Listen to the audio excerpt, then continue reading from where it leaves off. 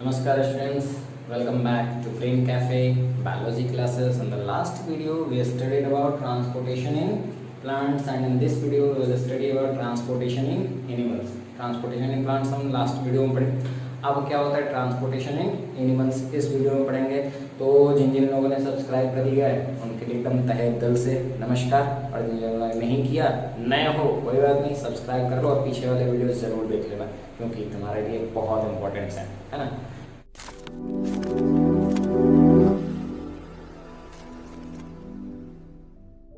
तो आज का हमारा टॉपिक है ट्रांसपोर्टेशन इन एनिमल्स. पिछले वीडियो में बच्चों हमने पढ़ा था ट्रांसपोर्टेशन इन प्लांट्स, जिसमें जाइलम और फ्लोएम प्रेजेंट थे.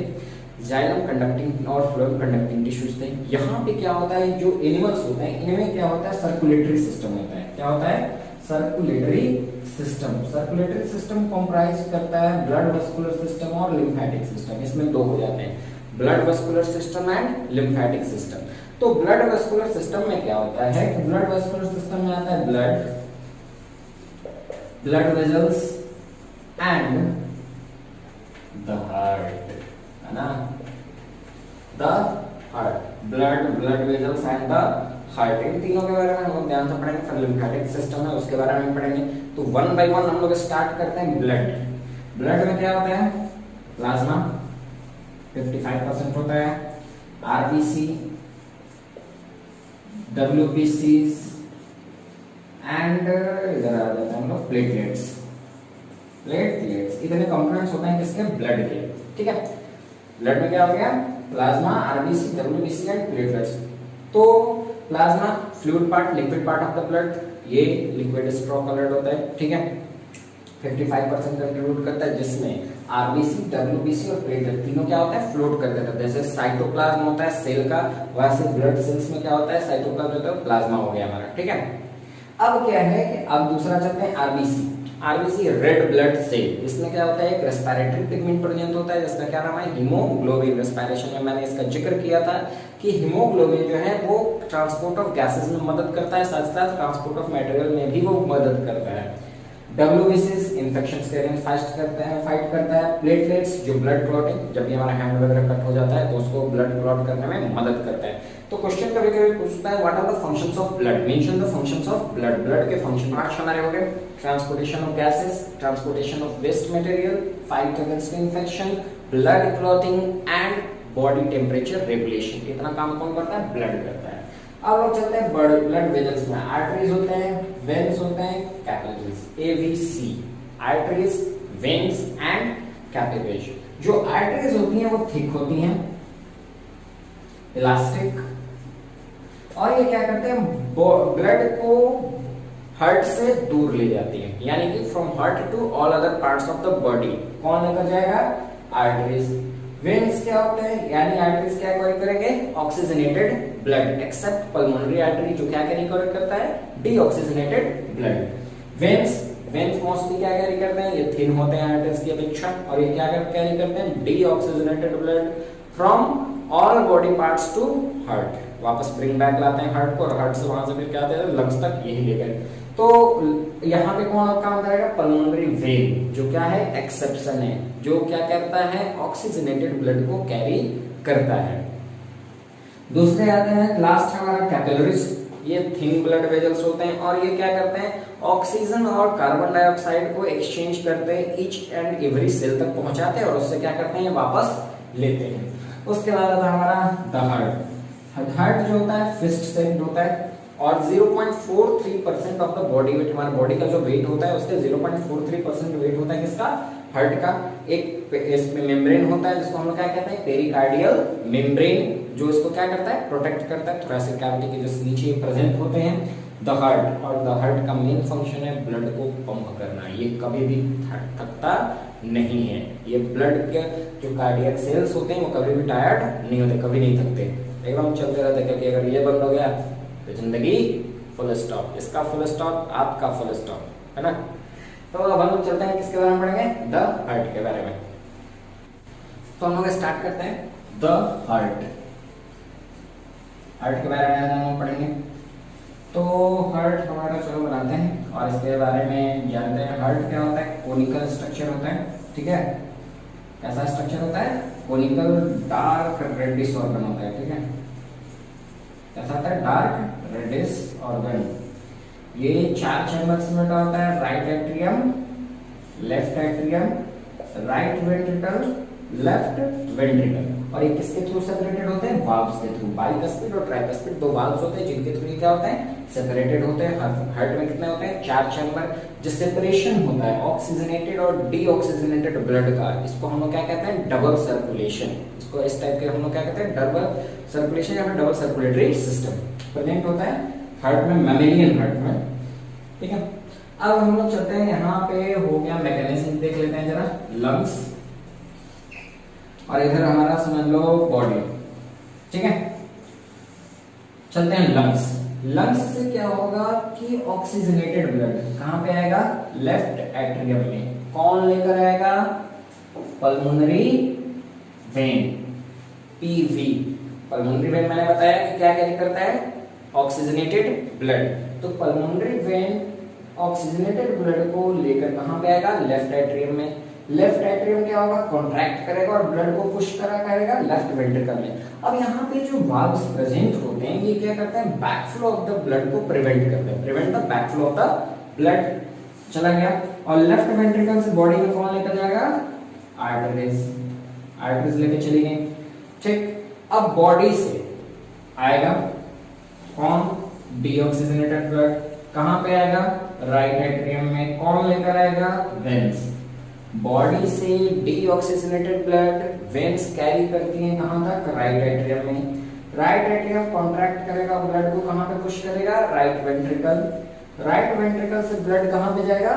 Lungs for the oxygenation. कौन लेके जाएगा? Pulmonary artery, because pulmonary artery carries deoxygenated blood. ये हमारा सिंपल स्ट्रक्चर, ट्राइमेटिक स्ट्रक्चर, मैकेनिज्म पूछता है कैसे ट्रांसपोर्टेशन होता है। एक बार फिर से हम चलते हैं, फिर मैं फ्लो चार्ट बना के उसको बता दूंगा, ठीक है। तो lungs, pulmonary vein, left atrium, left ventricle, body. Body में 2 पार्ट, सुपेरियर वेना केवा है, इंफीरियर वेना केवा। यहाँ पे 2 हो जाते हैं, सुपेरियर और इंफीरियर। सुपेरियर जो है हमारे हार्ट के ऊपर से, ठीक है, हेड जो पार्ट हुआ ऊपर से, जो भी डीऑक्सीजनेटेड ब्लड है वो सुपेरियर वेना केवा लेके आता है। और जो लोअर बॉडी पार्ट्स है उससे डीऑक्सीजनेटेड ब्लड हार्ट तक कौन लेकर आता है? Inferior vena cava.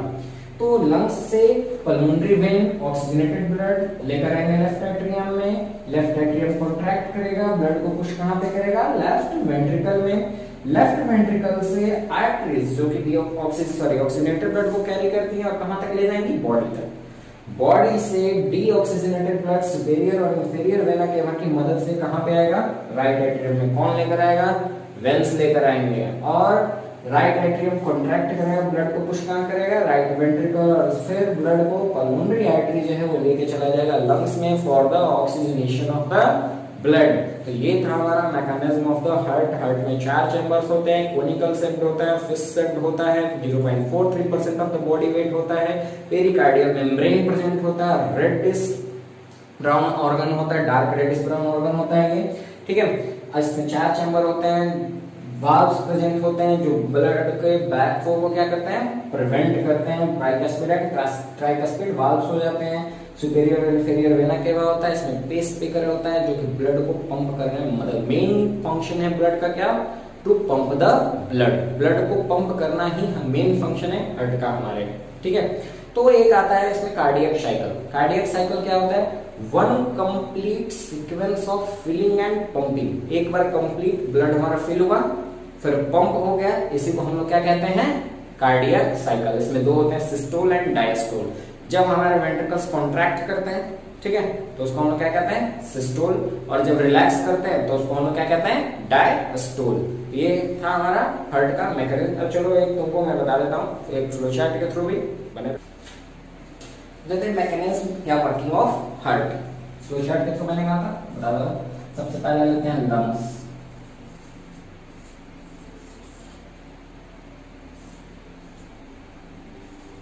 OB oxygenated blood, DOB deoxygenated oxygenated blood, समझ में आ रहा है? ठीक है, तो लंग्स से ऑक्सीजनेटेड ब्लड कौन लेकर आएगा? Pulmonary vein. कहां पे लेके जाएगा? Left atrium. ठीक है, लेफ्ट एट्रियम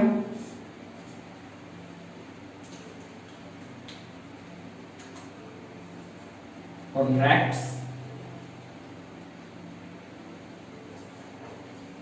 पुशेस ब्लड किसके पास?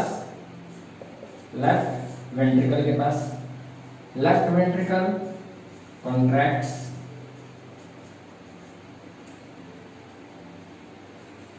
पुशेस ब्लड कहां पे जाएगा?